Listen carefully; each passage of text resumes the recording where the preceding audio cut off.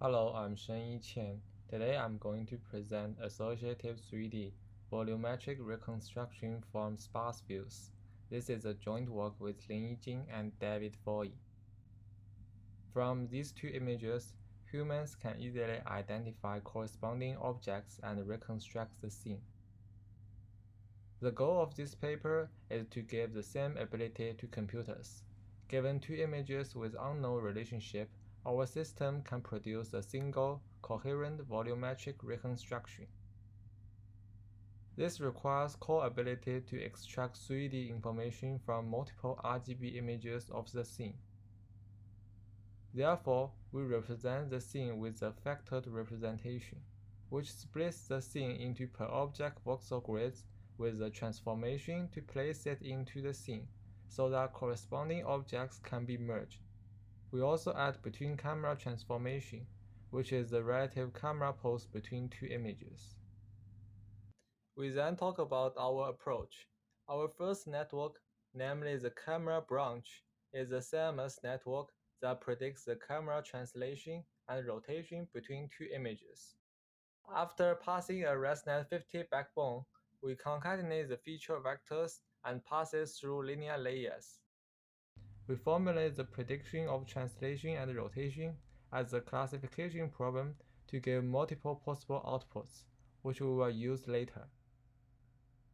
Our second network, namely the object branch, is a detection network, extending 3D RealNet. For each detected object, we generate corresponding voxels, a camera-to-object transformation to place it into the scene, and an embedding vector. We use the embedding vector to construct an affinity matrix to measure the similarity of objects across views. The affinity matrix is computed by taking the inner product of embedding vectors. Corresponding objects should have a higher score, while different objects have a lower score. For example, the blue sofa and the green sofa should have a really high affinity score, since they are actually the same instance. The score between the blue sofa and the purple sofa should be lower, since they are different. Overall, our two branches predict evidence that can be used to stitch the scene together, including voxel reconstruction and the transformation for each object, camera-to-camera transformation hypothesis, and the cross-view affinity matrix to measure the similarity between objects. We can sample correspondence between objects in each image and relative camera pose to produce multiple results, which are shown here. Some results are correct, while others are slightly off. Instead of a greedy algorithm, our key insight is jointly reasoning about objects and poses improves the results. Rather than a feed-forward network, we formulate it as an optimization problem to find the relative camera pose P and the object correspondence C to minimize the objective function. The objective function represents the overall score of the reconstruction. LD is the chamfer distance between joint per image reconstructions. LP is the negative probability of camera-to-camera transformation. LS is the negative of the affinity score. LU represents the number of unmatched objects to prevent a trivial solution. Therefore, we can rank results by likeliness and find the most likely reconstruction of the scene. Here are our results. The purple and blue camera represent the predicted and ground truth camera pose. We notice our results are often reasonable compared with the ground truth. We then evaluate our system using average precision in 3D detection settings.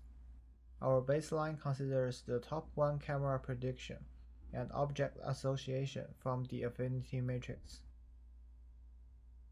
Compared to the baseline, our proposed method improves by over 2 points in overall AP. It has significant improvement in translation-only AP, which is over 6 points, and a slight improvement in rotation and scale. We also study how the quality of single-view prediction affects the overall performance by showing AP for top examples ranked by single-view predictions. We notice Our performance gain over baseline is especially large when single-view predictions are reasonable. On top 25% examples, which single-view prediction does a good job, our model outperforms baseline by over 6 points. The gap becomes narrower as we include cases with worse single-view predictions. We then turn to evaluate individual components. We start with the affinity matrix and study whether it distinguishes objects on the semantic level, shape level, or instance level. We construct 3 binary labels, indicating whether 2 objects are the same category, same model, or same instance, and evaluate whether the affinity score represents similarity to a certain level by computing AUROC and the Spearman's rank correlation. The labels are conditioned on category when evaluating model similarity, and conditioned on model when evaluating instance similarity. Our results show that the affinity matrix is able to distinguish different categories very well. It has a good ability to distinguish objects of different shapes. However, it is suboptimal in distinguishing the same instance. The big challenge so far that is not solved by the affinity matrix is to find correspondence between objects of similar appearance. For example, can you tell whether these 2 chairs are the same instance? This task is surprisingly hard without a global context. However, if we determine the TV, sofa, and TV stand are the same instance across images, respectively, then we can infer the chairs which look alike are actually different instances on the 2 sides of the sofa. We show our stitching stage can improve object correspondence by considering common objects in 2 views. Our stitching stage improves AP by 10%, comparing to only using the affinity matrix to find correspondence. We compare the camera pose picked by the stitching stage and top 1 camera pose predicted by the camera branch. There is a substantial improvement in translations, with the percentage of camera poses within 1 meter of the ground truth being boosted from 41.3% to 54.9%.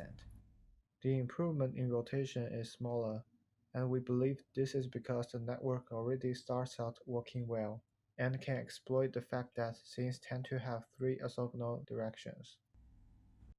Finally, we show generalization on NYU dataset. Despite training on synthetic data, our model can often obtain a reasonable interpretation.